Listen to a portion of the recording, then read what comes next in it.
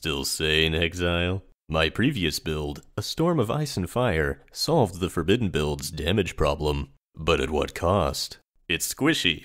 It lags. It still crashes instances sometimes. It operates with complete disregard for ethics. Given the recent server problems, that may or may not be my fault, I thought I would kill two birds with one stone, and make a tankier, less laggy build. In my previous two builds, I set my networking mode to lockstep. This means that what you see in your game client is exactly what is happening on the game server. If the server takes too long to respond, your client will sit there frozen waiting for it. In ordinary circumstances, this is the preferred networking mode for people with less than 150 milliseconds of latency. However, when there are thousands of times more things to keep track of, this networking mode can't keep up, and will gradually slow down until you crash the instance. If you use Predictive Mode, everything you see on your game client is a lie. The server determines whatever is happening, and it syncs with your client whenever it wants. This means less work for the server, and your client will run smoothly whenever you lag. The danger of using Predictive Mode is that it prioritizes certain aspects of the game over others, and your position is very low on the list. While playing on Predictive Mode, you may frequently teleport back into an attack that you thought you had dodged. This is very frustrating, so in the previous two builds, I did not advocate for the use of Predictive Mode.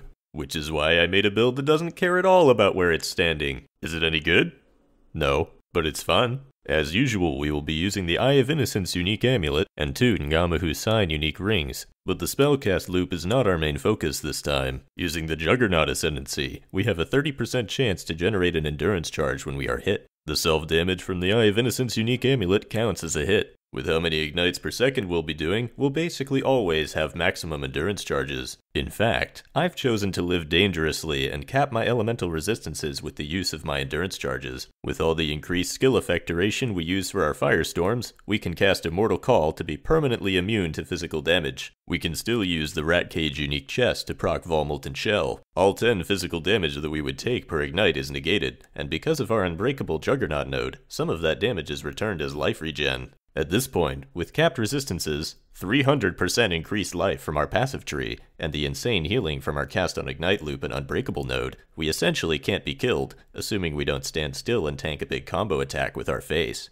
Good thing we never stand still. If you have epilepsy, you may wish to stop watching this video now. With the Oro's Sacrifice unique two-handed sword, we generate frenzy charges every time we ignite with an attack, and we have 100% chance to ignite. This means that we can completely ignore the cooldown of Flicker Strike. Hold down your Flicker Strike key and watch your character teleport to nearby enemies 10 times per second. With the undeniable Juggernaut node, we turn our 450 strength into accuracy and attack speed, and with the unstoppable Juggernaut node, nothing will stop us or slow us down for any reason. There are better attacks to be using in this scenario, but I'm using Flicker Strike because 1, it's fun, and also because it guarantees that you are in close proximity to an enemy. This means that when we use Vol Molten Shell, enemies will always be in range of the explosion. Because we are using Oro's Sacrifice, which is not a good weapon despite appearances, and we are focusing on dealing ignites instead of dealing damage, our setup is optimized for dealing damage to our eyeballs instead of the enemy. In fact, without Vol Molten Shell, our DPS is about 100,000 at peak. This means that we need to make clearing packs of mobs more fun, which is why we utilize Rampage.